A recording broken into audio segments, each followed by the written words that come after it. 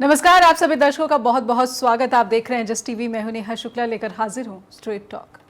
तो डॉलर के मुकाबले रुपए का लगातार बहुत ही पुअर परफॉर्मेंस, और रुपया एशिया में सबसे पुअर परफॉर्मिंग करेंसी बन चुका है। लगभग 90 रुपए जो है उसकी वैल्यू अगेंस्ट डॉलर ये पहुंच चुकी है, जो कि अपने आप में एक ऐतिहासिक गिरावट कही जा रही है। कुछ सवाल बने हुए हैं जो कि भारतीय रुपए की साख और उसके डीवैल्यूएशन को लेकर इसे समझा जाना बहुत ज़रूरी है। इसलिए हम अपने दर्शकों के सामने कुछ तथ्य रखते हैं और कुछ सवाल भी, और उसके बाद इनको समझने की कोशिश करेंगे कि भारतीय रुपए की साख पर आखिर जो सवाल उठ रहा है, इस पर सरकार की खामोशी क्या बताती है। ये जो 8.2% की जीडीपी पर जश्न मना रही है सरकार, ये सरकार क्या रुपए के कमज़ोर प्रदर्शन को जो है वो अलग तरीके से अपने लोगों तक या फिर वंचितों तक पहुंचाने की कोशिश कर रही है। 2025 में अब तक 4.8% की गिरावट ये दर्ज की जा चुकी है। दिसंबर में रुपए के और भी अधिक गिरने की आशंका व्यक्त की जा रही है। कुछ एनालिस्ट जो हैं वो ये कह रहे हैं कि अगर भारत और अमेरिका के बीच में ट्रेड डील नहीं होती है तो रुपया और भी निचले स्तर पर पहुंच सकता है। जैसे कि रुपया इस वक्त एशिया में सबसे पुअर परफॉर्मेंस करने वाली करेंसी तो बनी हुई है, लेकिन उसके आगे किस तरीके से ये जो हालात है भारतीय अर्थव्यवस्था के लिए, ये और खतरनाक हो सकते हैं। विदेशी निवेशक वो इंडियन इकोनॉमी से जो लोकल शेयर्स हैं उससे लगभग 16 बिलियन यूएस डॉलर निकाल चुके हैं। तो 16 बिलियन यूएस डॉलर निकाल चुके हैं, और भारत की जो कुल अर्थव्यवस्था है ये 4 ट्रिलियन यूएसडी की है, यूएस डॉलर की है। तो दर्शक समझ सकते हैं कि ये कितनी बड़ी जो है रकम है जो कि शेयर से निकाली जा चुकी है विदेशी निवेशकों के जरिए। जीडीपी 8.2%, इस पर सरकार जश्न मनाती दिख रही है। भारत सरकार की नीतियों को इसका श्रेय दिया जा रहा है। सरकार के मंत्री, सरकार के समर्थक इसे श्रेय दे रहे हैं, लेकिन सवाल ये जरूर पूछा जाना चाहिए कि किसी देश की करेंसी का कमजोर होना क्या उसकी अर्थव्यवस्था के लिए खतरनाक नहीं है। क्यों ऐसा लगता है कि मोदी सरकार की वित्त मंत्री निर्मला सीतारमण से इस पर जवाबदेही की जो मांग है वो बिल्कुल नदारद दिखती है। क्या इंपोर्ट महंगा हो जाने से क्या कहते हैं मैन्युफैक्चरिंग, लोकल मैन्युफैक्चरिंग है उसको किसी तरीके का मुनाफा होने लगता है, उसको किसी तरह का फ़ायदा होने लगता है। इसको भी समझने की कोशिश करेंगे, क्योंकि कुछ एनालिस्ट और कुछ एक्सपर्ट्स इस तरह की राय दे रहे हैं, और आरबीआई का जो रोल है इसमें उसे भी पॉजिटिव बता रहे हैं। तो ये तमाम जो बड़े बड़े सवाल हैं, इसको समझने के लिए हमारे साथ आज जो पैनल जुड़ चुका है, और उससे पहले ये सवाल कि क्या इसके ज़रिए भारत में गरीबी उन्मूलन का जो एक दावा सरकार करती आ रही है, वो कैसा दावा और ये कैसा मॉडल है मोदी सरकार का। आइए समझने के लिए हमारे साथ जुड़ चुके हैं आत्मजीत सिंह, जो कि सोशियो पॉलिटिकल एनालिस्ट है, और हमारे साथ उत्कर्ष सिन्हा भी सीनियर जर्नलिस्ट जुड़े हुए। आप दोनों का बहुत बहुत स्वागत करती हूँ। और उत्कर्ष सर, शुरुआत में आपसे करना चाहती हूँ, रुपए का इस तरीके से गिरना, बल्कि मिड नवंबर के बाद से ये लगातार बहुत तेजी से गिरता ही जा रहा है, 90 तक पहुंच चुका है। इसे आप कैसे देखते हैं? क्या इंडियन इकोनॉमी को इस पर इससे बिल्कुल खतरा नहीं है? क्योंकि कोई बहस नहीं, कोई चर्चा नहीं, कोई सवाल नहीं। संसद का शीतकालीन सत्र शुरू हो चुका है, लेकिन जिस बात को उठाया जाना चाहिए था वो बात नदारद दिखती है विमर्श से। दिक्कत तो यही है ना नेहा, कि भारत की संसद में जिन बातों पर बहस होनी चाहिए वो उन बातों पर नहीं बहस हो रही है। पूरा दिन इस पे चला जाता है कि एजेंडा क्या रहेगा, इसी पे सरकार तय नहीं कर पाती। और रुपए की बात, मजेदार बात क्या है कि ये अगर कोई कहे कि रुपया डिवेल्युएट हो रहा है तो इकोनॉमी बड़ी स्ट्रांग होगी, बड़ी अपॉर्चुनिटीज बन जाएंगी और भारतीय उत्पादकों के लिए, मैं मानता नहीं इसको, और उसकी बड़ी सीधी वजह। लेकिन सवाल ये है कि एक ऐसी चर्चा, आजकल एक ऐसा माहौल है जहां पे बातों को इस तरह से घुमा दिया जाता है जहां पे आप असली सवाल तक पहुंच ही ना पाए। और रुपए के गिरने के पीछे बड़ा सीधा मामला है। आप कहिए कि जो घरेलू प्रोड्यूसर्स हैं, जो लोकल मार्केट है, वो बढ़ेगा, कहां बढ़ रहा है? भारत की मैन्युफैक्चरिंग डेटा बता रहे हैं कि बढ़ रहा है। नहीं, भारत के भीतर ना प्रोडक्शन बढ़ रहा है और ना लोअर मिडिल क्लास या लोअर क्लास में परचेसिंग पावर बढ़ रही है। तो एक्चुअली कैच यहां है, आप शो कर देते हैं कि साहब इतना सोना बिक गया करवा चौथ पे, इतनी गाड़ियां बिक गई त्योहारों पे, वो क्या कंटिन्यूटी उसमें दिखती है? कोई ग्राफ ऐसा दिखता है जो उसके बाद फिर चीजें चले, या वो कौन लोग हैं जो परचेज कर रहे हैं? मैं जिस शहर में रहता हूं, ये उदाहरण मैं इसलिए दे रहा हूं, मैं लखनऊ जैसे एक बी टाउन में रहता हूं। हमारे यहाँ हालत ये है कि अगर कोई ऐसा बिल्डर है जो 60-70 लाख रुपए के कीमत वाले फ्लैट बना रहा है, उसके फ्लैट खाली पड़े हैं, और ऐसा बिल्डर है जो 1.5-2 करोड़ रुपए की कीमत वाले फ्लैट्स बना रहा है, वो बिक जा रहे हैं। सो साफ ये है कि एक बड़ा गैप बना हुआ है। जिनके पास पैसा है वहां पे पैसा टिका है, और एक बड़ी जो मध्य वर्ग और निम्न मध्य वर्ग और उससे नीचे के लोग हैं, उनके पास पैसा नहीं। अब आप रुपए को जब आप डिवेल्युएट होने दे रहे हैं, मैं कह रहा हूं कि होने दे रहे हैं, क्योंकि ये बेसिकली पॉलिसी पैरालिसिस है। आप यूएस के साथ अपनी ट्रेड डील में किसी नतीजे पे नहीं पहुंच पा रहे जी। आप एक स्ट्रांग पोजीशन अपनी क्रूड ऑयल पे दिखा नहीं पा रहे हैं। आप अपना जो ट्रेड बैलेंस है उसको कंट्रोल नहीं कर पा रहे हैं जी। तो रुपया का डिवेल्युएशन क्यों होता है? उसके 5 रीजन।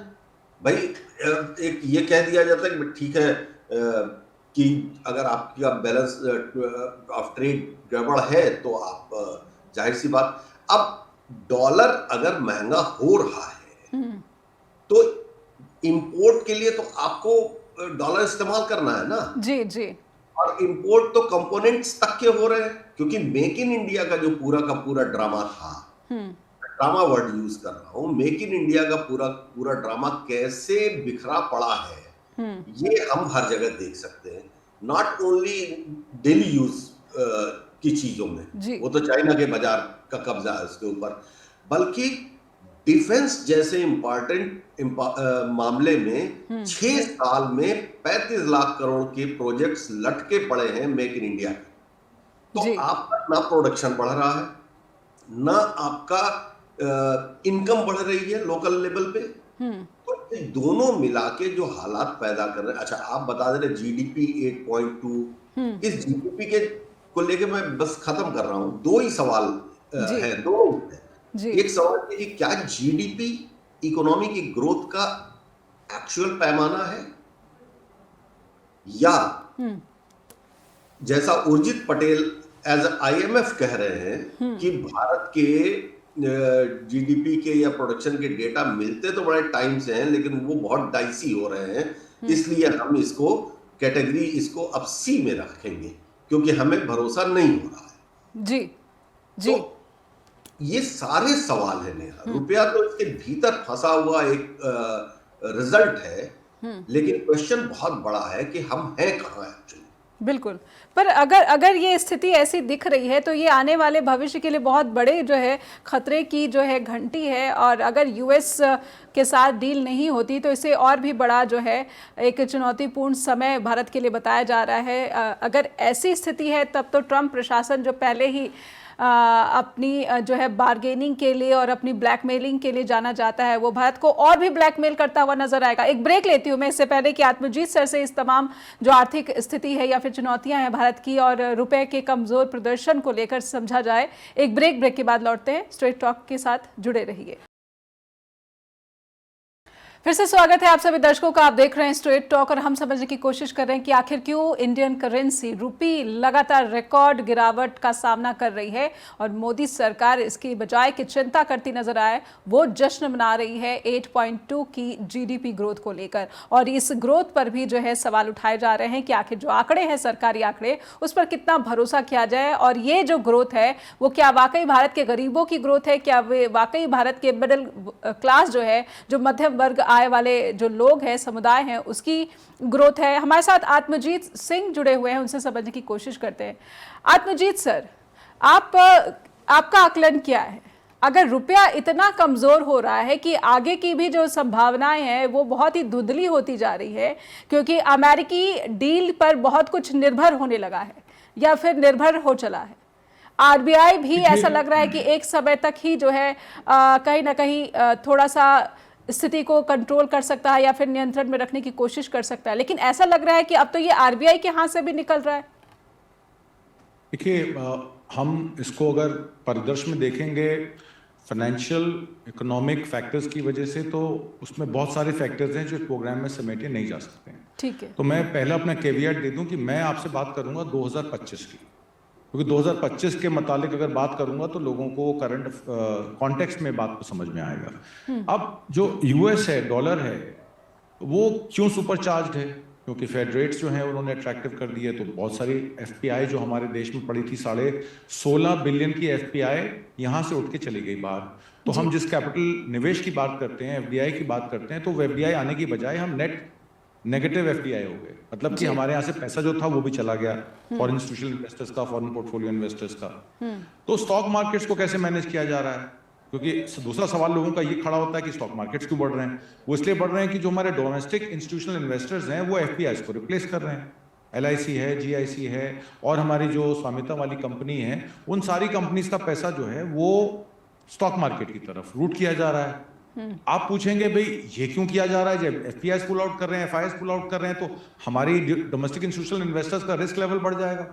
पर वो इसलिए किया जा रहा है कि अगर मान लीजिए एक अदानी की कंपनी है, उसका शेयर 4,700 रुपए का है और उसके बेसिस पे उसने बैंक से लिमिट ले रखी है। अगर जैसे पीछे आपने देखा था जब रिपोर्ट आई थी हिंडनबर्ग की, तो उनके शेयर की वैल्यू जब आधे से कम रह गई थी तो शॉर्ट कॉल आ गया था। शॉर्ट कॉल का मतलब होता है कि बैंक कहते हैं भाई तुम्हारे शेयर की वैल्यू तो आधी रह गई है, तो भैया जो क्रेडिट है तुम्हारा उसका आधा पैसा वापस करो। तो शॉर्ट कॉल में उनको 600 मिलियन डॉलर माफ कीजिएगा देने पड़ गए थे।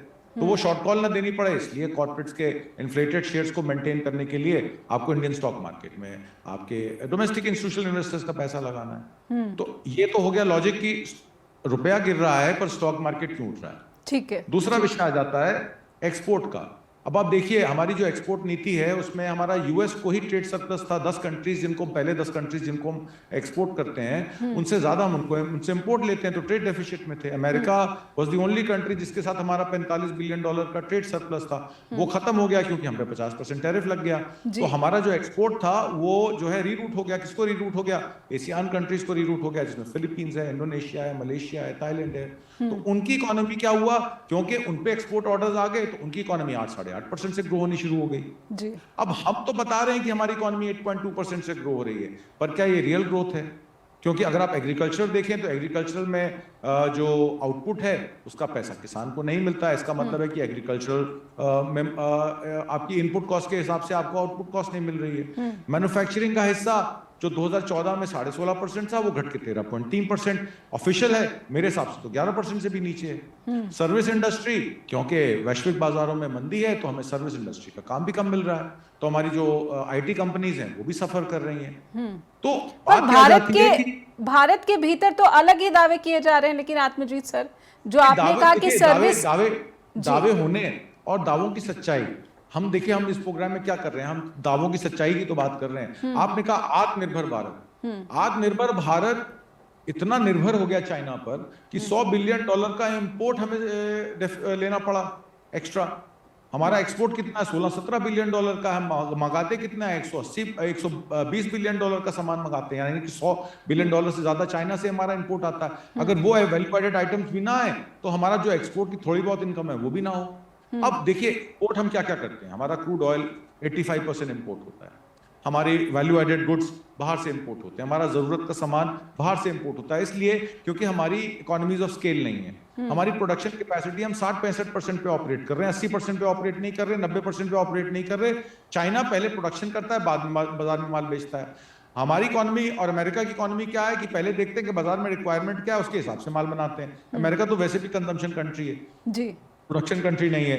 तो भारत का जो निवेश है वो कम हुआ, भारत का एक्सपोर्ट कम हुआ, भारत की इंपोर्ट बढ़ गई, जिसकी वजह से और रेमिटेंस भी कम हो गई, क्योंकि आपको पता है कि बहुत सारी नई नौकरियां नहीं दी जा रही हैं, तो रेमिटेंस भी कम हो गई भारत में। आज आप रेमिटेंस, आपने पैसा रेमिटेंस मंगाने जाइए, एफवाईसी वाले बैंक वाले बैठे होते हैं, ये पैसा क्यों आया, कहां से आया, कैसे आया।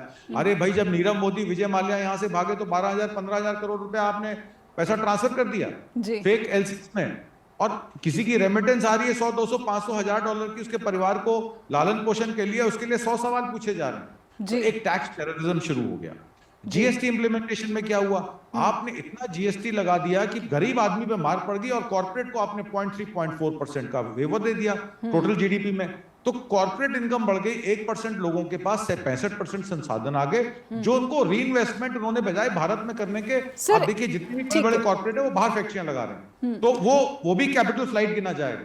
यही सब कारण है जिससे रुपया गिर रहा है, क्योंकि यहां पैसा इकट्ठा हो रहा है और यहां का पैसा बाहर लगा के बाहर प्रोडक्शन की जा रही है और बाहर के बाहर माल बेचा जा रहा है। ठीक है सर, आम लोग, जो भारत के आम लोग हैं, खास करके जो गरीब और मध्यम आय के वर्ग के जो लोग हैं, उनके लिए थोड़ा सा आपसे ज़रूर ये बात समझना चाहूँगी कि उन लोगों को डॉलर के मुकाबले अगर रुपया कमज़ोर हो रहा है और 90 पर भी पहुँच गया है तो शायद कोई ख़ास फ़र्क नहीं पड़ता, लेकिन क्यों नहीं पड़ता? रुपये का कमज़ोर होना सीधे सीधे महंगाई को और आसमान पर पहुँचाने जैसा होता है। थोड़ा सा हमारे दर्शकों के लिए कि अगर रुपया आपका कमज़ोर होता जाएगा तो ये कैसे आपकी रोज़मर्रा की ज़िंदगी में जो ज़रूरतें हैं, ज़रूरी चीज़ें हैं, उन पर भी महंगाई का जो है बुरा प्रभाव पड़ेगा और वस्तुओं की जो कीमतें हैं वो आसमान छुएंगी। देखिए, जो ट्रेड होता है वो डॉलर टर्म्स में होता है। ब्रिक्स ने आपको एक ऑप्शन दिया कि आप ब्रिक्स करेंसी में जो है वो ट्रेड कर सकते हैं। उसमें क्या था, जैसे हम लोग पहले ईरान को एग्रीकल्चरल आउटपुट वीट देते थे और उनसे तेल लेते थे, तो इस तरीके से चाइना ने एक ब्रिक्स का फॉर्मेट बनाया जिसमें जो जरूरत का सामान है कंट्रीज एक दूसरे से लेके अपने अकाउंट को सेटल ऑफ कर सकते हैं, अपने वस्त्रो अकाउंट खोल सकते हैं। वस्त्रो अकाउंट खोल के आप उतना पैसा जमा कराइए, अपना माल इंपोर्ट कीजिए, और जब आप उनसे माल ले लीजिए उतने पैसे की एडजस्टमेंट कर लीजिए, तो उससे real currency US dollar hegemony खत्म हो जाएगी। पर अब हुआ क्या है, डॉलर के महंगा होने से और भारत के ब्रिक्स में पार्टिसिपेट ना करने से हमारी इंपोर्ट कॉस्ट बढ़ गई। अब जरूरत के सामान में 90% सामान तो इंपोर्ट आ रहा है, तो इन्फ्लेशनरी प्रेशर्स एग्जीक्यूट हो जाएंगे। सीधा सीधा बताता हूं, क्रूड ऑयल 85% इंपोर्ट होता है। मान लीजिए डॉलर का रेट जो 70 रुपए था या 80 रुपए था, आज वो 90 रुपए या 100 के आंकड़े के पार चला जाता है, तो आपको लगता है 97 रुपए में पेट्रोल और 80 रुपए में डीजल मिलेगा? नहीं मिलेगा। तो जब डीजल और पेट्रोल के प्राइस बढ़ेंगे तो ऑटोमेटिकली एसेंशियल आइटम्स, कमोडिटीज और मेडिसिन के प्राइसेस बढ़ जाएंगे, हर चीज की प्रोडक्शन कॉस्ट बढ़ जाएगी। तो जब प्रोडक्शन कॉस्ट बढ़ेगी तो उसका एमआरपी भी बढ़ेगा, एमआरपी बढ़ेगा, आय तो बढ़ने।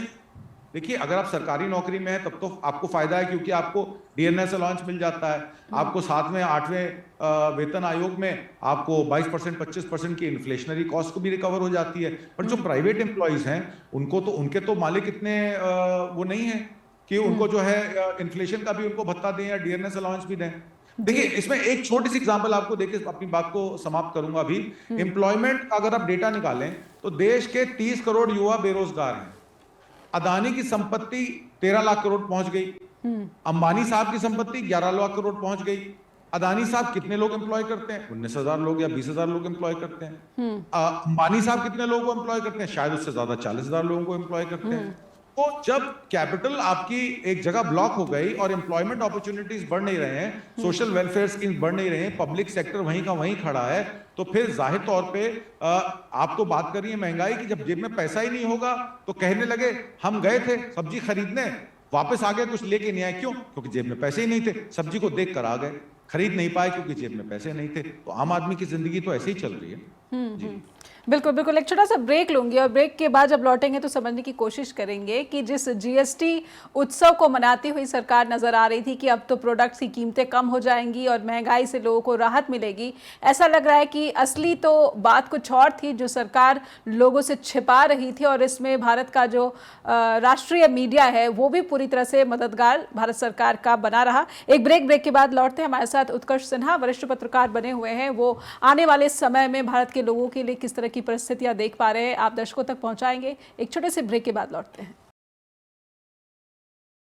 फिर से स्वागत है आप सभी दर्शकों का। आप देख रहे हैं स्ट्रेट टॉक और चलेंगे उत्कर्ष जी के पास। उत्कर्ष सर, आने वाले समय में जिस भारत में इस वक्त लगभग 30 करोड़ बेरोजगार हैं, जैसा कि आत्मजीत सर ने आंकड़े पेश किए, उन युवाओं को कितनी उम्मीद करनी चाहिए इंडियन इकोनॉमी से, और खास करके उन गरीबों को जिसके बारे में ये कहा जा रहा है कि उनको तो मुफ्त अनाज मिल रहा है, और जब चुनाव की बात आती है तो मुद्दों से हटकर उनके खातों में जो है कैश पकड़ा दिया जाता है। तो स्थानीय मुद्दों की या फिर जो बड़े बड़े मुद्दे हैं, भारत की अर्थव्यवस्था या फिर रुपया का कमज़ोर होना, ये तो बहुत बड़े मुद्दे ही नहीं है, लेकिन अब पता चल रहा है कि ये तो बहुत बड़ा मुद्दा है। अगर आप इस पर बात नहीं करेंगे, जवाबदेही नहीं वसूलेंगे या फिर सरकार से मांगेंगे जवाब, तो कैसे चलेगा? भारत की अर्थव्यवस्था अपने आप में ही कंजम्पशन पर ही टिकी रहेगी तो कब तक टिकी रहेगी, ये भी बड़ा सवाल है। जब पैसा ही नहीं होगा तो कैसे मार्केट में इनफ्लो होगा रुपए का? जी, एक्चुअली सवाल यही है कि राशन मिलना, आप राशन दे के पेट भर रहे हैं, राशन खरीदने की हालत में नहीं पहुंच रहा है। जी जी।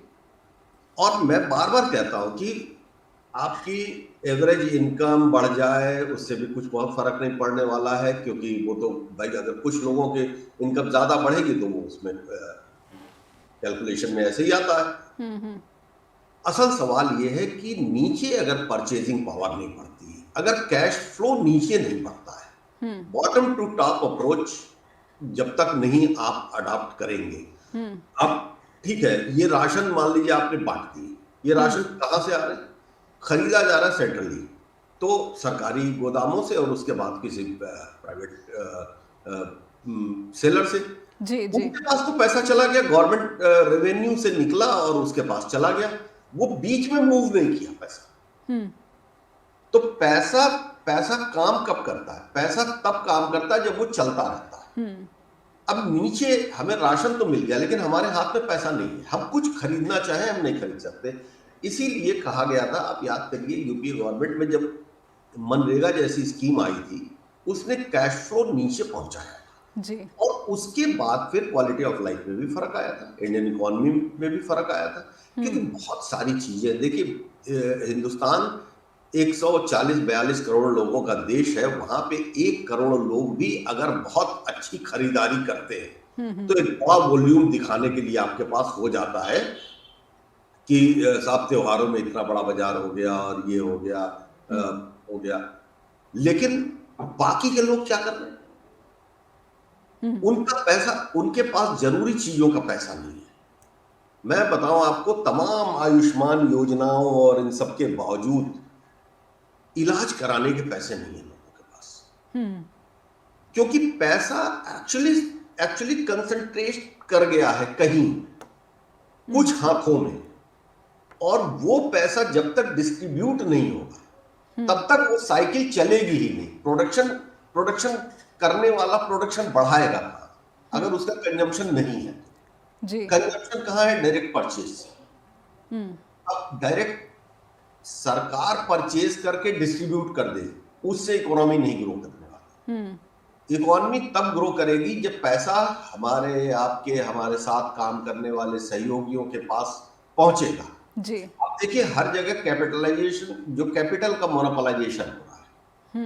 हम लोग बार बार ये कहते हैं कि अब कैपिटलिज्म से आगे निकल के चीज चली गई है मोनोपोलाइजेशन की तरफ। तो जो भी प्रोडक्ट आप देखिए वो कहीं जाके सिकुड़ गया है, जी। 2-4 लोगों के हाथ में चला गया है। तो जो कंपटीशन था, जो एक लेवल प्लेइंग फील्ड देने की बात थी, जिसमें बहुत सारे प्रोड्यूसर्स आते और वो प्रोड्यूसर्स जो है अपना अपना मार्केट डेवलप करते, ग्रो करते, वो चीज खत्म है। जी। अब है क्या कि घुमा फिरा के आईपीओ और शेयर मार्केट, इसके भी प्लेयर्स कितने हैं, कितने लोग उस पैसे को रोटेट कर रहे हैं, क्या कर रहे हैं? क्या उसका आम आदमी से कोई रिश्ता है? नहीं है। तो ये डीलिंक है, एक बहुत बड़ा डीलिंक बना हुआ है जो हमारी इकोनॉमी को कहीं रोक रहा है। मैं फिर बार बार कहता हूं कि जब तक, ये सामान्य समझ है, मैं इकोनॉमिस्ट नहीं हूं, लेकिन सामान्य समझ ये है कि जब जेब में रुपया होगा, मैं आपको बताऊं जीएसटी उत्सव और ये वो रोज रेडियो पे हम लोग सुन रहे हैं कि यहाँ की कहानी और मैंने ये कर दिया, बेटी की शादी हो गई, सब कुछ हो गया जी। सामने जब रेहड़ी वाला आता है और आज सवेरे आप मटर खरीदना चाहते हैं तो 100 रुपए का तो किलो है मटर। तो आप मतलब कोई कॉमन आदमी कहाँ से खरीद लेगा? तो वो, और ये पैसा जा कहाँ रहा है ये भी नहीं समझ में आ रहा है, क्योंकि हर चीज बहुत कनेक्टेड है, बहुत रिलेटिव है। बिल्कुल जब बिल्कुल। 5 लोग मटर खरीद लें और 50 आदमी मटर के लिए तरस जाएं, मैं बहुत सामान्य सी बात। ऐसे में उत्कर्ष सर, मुझे डोनाल्ड ट्रंप का वो स्टेटमेंट याद आता है कि Indian economy is dead economy, और एशिया में जिस तरीके से रुपी परफॉर्म कर रहा है, एशिया की सबसे पुअर परफॉर्म करने वाली करेंसी इंडियन रुपी बन गई है। तो क्या वाकई अब इसने साबित कर दिया है कि $1 के मुकाबले रुपया 90 पर पहुंच गया है, और इसने भारत की जो इकोनॉमी है, उसकी जो डोमेस्टिक जो कंजम्पशन है या फिर मैन्युफैक्चरिंग है, उसकी कलई खोलकर अंतर्राष्ट्रीय स्तर पर रख दी है। देखिए, एशिया में फिलीपींस जैसे छोटे छोटे देश हैं, और आप साउथ ईस्ट एशियन कंट्रीज को ले लीजिए, आसियान देशों को ले लीजिए, उन सबसे बहुत बुरा परफॉर्मेंस इंडियन करेंसी। जी नहीं, इन सब के पीछे आप दो जगह का आपका फेल्योर है जी। आप डिप्लोमेटिक फ्रंट पे जब फेल्योर आपका होने लगता है, तो चूंकि ग्लोबल इकोनॉमी हर चीज जुड़ी हुई है एक दूसरे के साथ, जी जी। तो वहां पे जब आपकी वो इंपॉर्टेंट पॉलिसी, अभी अभी अजीत सर कह रहे थे ना कि ब्रिक्स में हम कहा, जी ईरान के साथ ट्रेड था, रशिया के साथ हम अपनी करेंसी में बात कर रहे हैं, और उसके ऊपर सैंक्शंस हैं अमेरिकन के। हम अमेरिका, चाइना या थर्ड वर्ल्ड, जी तीन इलाकों को अगर देखें, हम कहां पे खड़े हैं इस वक्त डिप्लोमेटिकली, और उसका नतीजा है भाई, मान लीजिए कि रशिया, कौन सा ऐसा मार्केट हमने इवॉल्व कर लिया जिससे हम अपने एक्सपोर्ट को बढ़ाएं और अमेरिकन प्रेशर से खुद को निकाल पाए, ट्रेड डेफिसिट जो है वो ट्रेड बैलेंस सही हो जाए। लेकिन हम वो नहीं कर पा रहे हैं, क्योंकि पूरी दुनिया इस तरह से गुथी हुई है। और आप, ठीक है, भारतीय मीडिया, भारतीय जो पूरा तंत्र है, जो इलीट है, वो कहता रहे, कुछ भी कहता रहे, लेकिन हकीकत तो यही है ना कि रुपया 90 हो गया। भूटान की करेंसी से के साथ अब आप हैं, भूटान और पाकिस्तान की करेंसी के साथ, नेपाल की करेंसी के साथ आप गिने जा रहे हैं। तो ये जो पूरा खेल है, ये पॉलिसी पैरालिसिस का है। आप बातें चाहे जितनी कर लीजिए, ना आपकी इकोनॉमिक पॉलिसी सही है, ना आपकी ट्रेड पॉलिसी है, ना आपकी इंटरनेशनल पॉलिसी। तो आप तीनों फ्रंट पे जब फेल हो रहे हैं, उसका खामियाजा पहुंच रहा है। भाषण दे देना, नारे दे देना अपनी जगह है, एक्सक्यूशन कहाँ है? पर जो प्रधानमंत्री कह रहे हैं कि ड्रामा नहीं, डिलीवरी चाहिए। अब प्रधानमंत्री तो जो कहते हैं वो खुद ही डिलीवरी कहाँ है, करते हैं कि नहीं करते, वो कैसे जस्टिफाई करें। ड्रामा मतलब जितना बढ़ा है इंडियन पार्लियामेंट्री सिस्टम के भीतर 10 साल में, वो भी हमने देख ही लिया है। कौन उसका लीड एक्टर है, ये क्या कहा जाए। बिल्कुल बिल्कुल। प्रधानमंत्री नरेंद्र मोदी को जवाब देना होगा कि रुपया सिर्फ इंडियन करेंसी ऐसी नहीं है जो कि जिसमें व्यापार होता है, लेन देन होता है, बल्कि भारत की साख से भी जुड़ा हुआ है। वो भारतीय अर्थव्यवस्था जिसे कहा जाता है कि इसने जापान को छोड़कर जो है चौथा पायदान हासिल कर लिया है, लेकिन करेंसी लगातार रिकॉर्ड स्तर पर नीचे जा रही है। एक ब्रेक लेते हैं, ब्रेक के बाद लौटेंगे और इस बहस को आगे बढ़ाएंगे और समझने की कोशिश करेंगे कि डॉलर तो डांस कर रहा है, लेकिन रुपए का पुअर परफॉर्मेंस जो है, ये भारत के समर्थकों के लिए, भारत की अर्थव्यवस्था को विकसित होता देखने वाले, जो देखना चाहते हैं, इसका सपना देख रहे हैं, उनके लिए ये सही स्थिति नहीं है, और इसको समझना और इस पर नीतिगत फैसला लेना बहुत ज़रूरी है। लेकिन अगर बहस के केंद्र से ही ये मुद्दा गायब है, खास करके जब शीतकालीन सत्र संसद में चल रहा है, तो फिर ये स्थिति को और भी ज़्यादा चुनौतीपूर्ण बना देता है, क्योंकि अगर बहस नहीं होगी, चर्चा नहीं होगी, फिर सरकार की जवाबदेही नहीं होगी, तो फिर नीतिगत सुधार कैसे लिए जाएंगे। एक ब्रेक के बाद लौटते हैं। फिर से स्वागत है आप सभी दर्शकों का। आप देख रहे हैं स्ट्रेट टॉक, और डॉलर लगातार रुपए को पटखनी दे रहा है। रुपया 90 के स्तर पर पहुंच चुका है, जो कि भारत के अर्थव्यवस्था के लिए बहुत ही चिंताजनक स्थिति है। उत्कर्ष सिन्हा हमारे साथ जुड़े हुए हैं, वरिष्ठ पत्रकार। उत्कर्ष सर, अगर अमेरिका के साथ ट्रेड डील पर कोई सहमति नहीं बनती है, तो ये एक बहुत बुरी परिस्थिति बन जाएगी इंडियन इकोनॉमी के लिए, और जिस वजह से ये हाई टैरिफ अमेरिका ने भारत पर लगाया 50% का 25%, जिसमें कि फ़ाइन है, एक पेनाल्टी है यूएस से क्रूड ऑयल ख़रीदने के लिए। हमारे साथ आत्मजीत सिंह भी जुड़े हुए हैं, सोशियो पॉलिटिकल एनालिस्ट। तो उत्कर्ष सर, अब जबकि पुतिन आ रहे हैं दिल्ली, और अगर कुछ ट्रेड डील हो जाती है, डिफेंस डील हो जाती है, क्योंकि पुतिन का यूक्रेन युद्ध के दौरान भारत आना अपने आप में बहुत अहमियत रखता है, और भारत में अगर कुछ इम्पोर्टेंट डील हो जाती है तो क्या पता नाराज होकर ट्रंप 50 से बढ़ाकर टैरिफ और ज़्यादा आगे ले जाए, और फिर तो रुपया कौन से स्तर को छुएगा, क्योंकि डॉलर की जो कमी है वो भारत में जो है बहुत ज़्यादा नुकसान पहुंचा सकती है। उत्कर्ष सर, देखिए, मैं बार बार ये कहता हूँ कि जब ऐसा तो है नहीं कि यूएस प्रेसिडेंट इंडिया नहीं आते थे, या रशियन प्रेसिडेंट इंडिया नहीं आते थे, या चाइनीज नहीं आते, दुनिया के सारे देश आते जाते रहे, लेकिन एक ऐसे जेस्चर पे जहां पे अमेरिका का कुल प्रेशर यही है कि क्रूड ऑयल इंपोर्ट कम कर दो, रशिया से बंद कर दो जी, और ट्रंप जैसा लीडर वहां बैठा हुआ है जो बिल्कुल, हम बैलेंस कैसे कर रहे हैं? क्या हम पुतिन को वेलकम करें? बिल्कुल हमारा राइट है, हम सॉवरेन कंट्री, किसी को भी बुलाएंगे, किसी के साथ भी मिलेंगे। उसको हैंडल करने के लिए हमारे पास बाकी दूसरे डिप्लोमेटिक फ्रंट के ऊपर हमारी तैयारी क्या है? क्योंकि अगर हेड ऑफ स्टेट और रशिया जैसी कंट्री का हेड ऑफ स्टेट आ रहा है तो जाहिर बात है कि कुछ ना कुछ डील होगी, कुछ अनाउंसमेंट होंगे, रिलेशनशिप को और मजबूती मिलने की घोषणाएं होंगी, वो होंगी। तो क्या भारत ने तय कर लिया है एक लाइन, कोई भी लाइन, अगर लाइन तय कर ली है तो बिल्कुल अच्छी बात है, लेकिन दुर्भाग्य ये है कि अभी तक कोई तय की हुई लाइन हमको दिखाई नहीं दे रही है, और ये एक बड़ा खतरा है। हम यूएस के साथ ट्रेड डील में लगातार नेगोशिएशन चल रहे हैं, ऐसा हमें बताया जाता है, और कई बार यूएस की तरफ से भी कुछ ऐसे मैसेज आते हैं कि दिसंबर लास्ट तक हम फाइनल कर लेंगे इसको।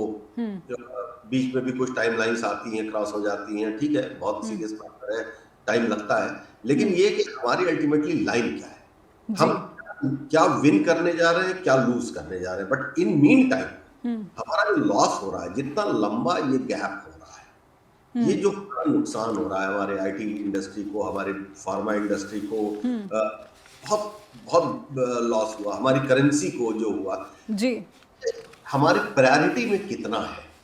मैं कहता हूं कि पॉलिटिकल विल और पॉलिसी डिसीजन, इसी दो पे टिकी हुई बात। बिल्कुल बिल्कुल, ये जो अक्टूबर का जो ट्रेड डेफिसिट है, ये अपने आप में इस चिंता को और ज़्यादा बढ़ाता है। आत्मजीत सर, पुतिन भारत आएंगे और कुछ बड़ी डील हो गई, और यूएस के साथ जो ट्रेड डील डायलॉग्स हैं उस पर कुछ सहमति नहीं बनी, तो आप इसके आगे भारत की इकॉनमी के लिए क्या देख पा रहे हैं कि डॉलर की कमी और इंडियन इकॉनमी फिर कैसे इसका मुकाबला कर पाएगी? देखिए, जहाँ तक रशिया की बात है, पुतिन इसलिए भी आ रहे हैं कि अंटार्कटिका से इन्होंने नया रूट खोल दिया है, आर्टिक वाला, वो वाया कनाडा आपका सामान जो है अब आपको पैसिफिक या रेड सी या साउथ चाइना सी की तरफ से जाने की जरूरत नहीं है। तो रशिया ने तो साफ साफ ऑफर कर दिया है इंडिया को कि भैया तुम्हें जो जरूरत का सामान चाहिए तुम ये रूट यूज कर सकते हो, क्योंकि चाइना और रशिया ने मिलके न्यूक्लियर अपने शिप्स के थ्रू आइस कटर मशीन्स लगा के वहां से रास्ता बना दिया है, जो कि 12 से 14 घंटे शॉर्ट भी पड़ता है और 3 से 4,000 अगर मैं गलत नहीं हूँ नॉटिकल माइल्स का भी फर्क पड़ता है। तो भारत के पास तो बथेरे ऑप्शंस हैं, पर चक्कर ये है कि भारत ऑप्शंस लेगा कौन से? भारत ऑप्शंस वही लेगा जो मोदी जी डिसाइड करेंगे, और मोदी जी क्या डिसाइड करेंगे? मोदी जी तो शी जिनपिंग के सामने जाते नहीं हैं, मोदी जी ट्रंप के सामने जाते नहीं है। वो ट्रंप की जो बात ट्रंप बार बार कहते हैं, 60 बार कह चुके हैं कि मैंने ही पाकिस्तान और इंडिया की वॉर रुकवाई थी, उस पर ना वो हामी भरते हैं ना वो मना करते हैं। हालांकि पार्लियामेंट में उन्होंने कहा कि मुझे किसी का फोन नहीं आया, तो ट्रंप को भी एक बार कह दें कि भैया तुमने कब फोन किया मुझे बताओ, अपने कॉल रिकॉर्ड दिखाओ। और जहां तक रही शी जिनपिंग की बात, शी जिनपिंग से झूला तो झूल सकते हैं मोदी जी, पर जब वो अरुणाचल में घुसते हैं, जब 4000 किलोमीटर की हमारी जमीन जो है ऑक्यूपाई हो जाती है, उस पर अतिक्रमण हो जाता है, तो उस पर कहते हैं ना कोई घुसा था ना कोई घुसा है। मैं आपको आज की खबर बता देता हूँ, गलवान वैली में रोबोटिक्स, AI रोबोटिक्स के थ्रू वहां पर जमीन पे फिर भी एक्टिविटी शुरू हो गई। तो क्या आप मोदी जी कहेंगे कि वहां कोई घुसा नहीं है? रोबो घुसे हैं वहां पे, साफ क्लियर सैटेलाइट इमेजेस निकल के आ रही हैं। तो चाइना तो अपना काम कर रहा है लगातार, चाइना ने पहले इंडिया को ऑफर किया था कि आप बीआरआई में हमारे साथ हो जाइए, क्योंकि पीओके जिसको आप अपना भारत का अभिन्न अंग कहते हैं, वहीं से बीआरआई होकर निकलता है। गवादर और चाबार पोर्ट पे इस समय हेजमनी है चाइना की। ईरान से आप गवादर पोर्ट से भी निकाल दिए गए। चाबार पे आपको गवादर पे आपको ऑप्शन मिला था चाइना के साथ, तो वो आपने लिया नहीं। तो अब भारत की स्थिति इतनी कमजोर हो गई है कि अब पुतिन के सहारे, कहते हैं ना कि डूबते को तिनके का सहारा, तो एक पुतिन का ही सहारा बचा है, क्योंकि रशिया अर्सवाइल यूएसएसआर ने ही भारत को सारी इंडस्ट्रियल प्रोडक्शन की और उस टाइम वेपनाइजेशन प्रोग्राम में मदद की। आज भी हमारे जो सुखोई 30 चलते हैं, मिग-21, मिग-29 चलते हैं, वो सब रशिया की देन है। आप मुझे बता दीजिए कितने अमेरिकन हॉर्नेट्स या कितने अमेरिका के F-35 भारत की एयरफोर्स में है, कितना वेपनाइजेशन प्रोग्राम भारत का अमेरिका के थ्रू है। हाँ, इसराइल के थ्रू थोड़ा बहुत जरूर है, उसमें अदानी साहब ऑफसेट कॉन्ट्रैक्ट कर रहे हैं, 40% इसराइल को देते हैं, वो भी मजबूरी में, क्योंकि और कोई कंट्री सप्लाई नहीं करेगा, क्योंकि आप उसको पैलेस्टाइन में यूज करते हैं, आप फिलिस्तीनियों को मारने के लिए यूज करते हैं। तो एक तरीके से इसराइल और अमेरिका की जो जेनोसाइडिकल, जो उनका गंदा काम है, उसकी वेपनाइजेशन प्रोग्राम भारत में जरूर हो रही है, उसके अलावा नहीं हो रही है। लेकिन एक फाइनल कमेंट जरूर समझना चाहूंगी, ये जो यूएस और इंडिया के बीच में पीपल टू पीपल कनेक्शन है, वो इस जो ट्रेड टसल में जो है सबसे ज्यादा सफर करेगा। इस पर एक आपकी टिप्पणी, अगर ये स्थिति प्रोलॉन्ग हो जाती है। जी देखिए, ये स्थिति प्रोलॉन्ग इसलिए नहीं होगी क्योंकि आप देखिए, ट्रेड रुकता नहीं है किसी के लिए। आज अगर हमारा फार्मा में एपीआई अमेरिका में नहीं जा रहा है, एपीआई प्रोसेस होके, तो प्रीकर्सर्स हमारे साउथ अमेरिका में जा रहे हैं, अफ्रीका में जा रहे हैं। मार्केट्स तो खुली हुई हैं, चाइना ने ऑलरेडी वो मार्केट्स खोल रखी हैं। तो भारत को तो सिर्फ अपना ट्रेड शिफ्ट करना है, पर हमारी प्रॉब्लम कुछ और है। पर क्या वो रुपए को सुधार पाएगा, रुपए को मजबूत कर पाएगा? देखिए, रुपए को मजबूत करने के लिए बहुत सारी और चीजें चाहिए। आपको बेसिकली अपना एग्रीकल्चरल इंफ्रास्ट्रक्चर मजबूत करना है, आपको अपनी मैन्युफैक्चरिंग इंफ्रास्ट्रक्चर मजबूत करना है, आपको लाइन ऑफ क्रेडिट्स खोलनी है छोटे व्यापारियों के लिए। आपने नोटबंदी में जिन अनऑर्गेनाइज सेक्टर को खत्म कर दिया, और 95% जो अनऑर्गेनाइज सेक्टर में एम्प्लॉयमेंट देते हैं, कारोबार करते हैं, उनको रिवाइज करना पड़ेगा। आपने क्या किया, बड़े कॉर्पोरेट्स को वित्त पोषित करने के लिए आपने छोटे कारोबार खत्म कर दिए। 1 करोड़ से 10 करोड़ रिटर्न वाले लोगों को आप कहते हैं टर्नओवर वाले लोगों की क्या हालत है आज की डेट में, वो कर्जे पर भी काम नहीं कर पा रहे हैं। तो जब तक आप उन लोगों को टच नहीं करेंगे, भाई एक छोटा व्यापारी जो है, जो 1 करोड़ रुपए सालाना जो है टर्नओवर करता है, वो भी 5-7 एम्प्लॉय रख के काम करता है। तो आप उन लोगों को साधन दीजिए ताकि वो रोजगार के साधन उत्पन्न करेंगे। रोजगार के साधन उत्पन्न होंगे तो डिस्पोजेबल इनकम होगी, डिस्पोजेबल इनकम होगी तो प्रोडक्शन बढ़ेगा, प्रोडक्शन बढ़ेगा तो कैपेसिटी यूटिलाइजेशन होगी, कैपेसिटी यूटिलाइजेशन होगी तो इकोनॉमीज ऑफ स्केल आप रियलाइज करेंगे। तो एक कैच-22 सिचुएशन में भारत बैठा है। आपके पास जादू की छड़ी नहीं है, और कोई अमेरिका, यूएन, भारत, आपने मेंशन किया WTO या कोई आपके वर्ल्ड बैंक आपकी मदद नहीं कर सकता। आपको अपनी मदद खुद करनी है, अपने पैरों पर खुद खड़ा होना है। अमेरिका की या वर्ल्ड बैंक और WTO की बैसाखियों के सारे कब तक चलेंगे? WTO ने तो आपको कहा किसानों को उससे ज्यादा सब्सिडी मत दीजिए। आज किसानों का क्या हाल है? तो WTO की बात मान के आपको कोई फायदा हुआ कि नुकसान हुआ? जी, लेकिन अभी भी किसानों के साथ जब डायलॉग्स की बात आती है तो वो नदारत दिखती है, और कहा जाता है कि मंत्री जी अपने घर में शादी में व्यस्त हैं। ये मध्य प्रदेश की खबर है, मैं अपने दर्शकों के सामने रख दूं कि वहाँ पर किसान आंदोलन कर रहे हैं MSP कर्ज माफ़ी को लेकर, लेकिन कहा जा रहा है कि क्योंकि मुख्यमंत्री के घर में शादी है, बाद में आइएगा। बहुत बहुत धन्यवाद आत्मजीत सर आपका भी, उत्कर्ष सर आपका भी, कि आपने समय दिया, स्ट्रेट टॉक के प्लेटफॉर्म से जुड़े। अपने दर्शकों से अनुरोध करना चाहती हूँ कि भारतीय रुपए की ये जो स्थिति है, इस पर आपकी क्या राय है, हम तक लिखकर पहुँचा सकते हैं। info@justbroadcasting.com या फिर neha@justbroadcasting.com पर भी फीडबैक शेयर कर सकते हैं। अपना ख्याल रखिए, जुड़े रहिए जस्ट टीवी पर। नमस्कार।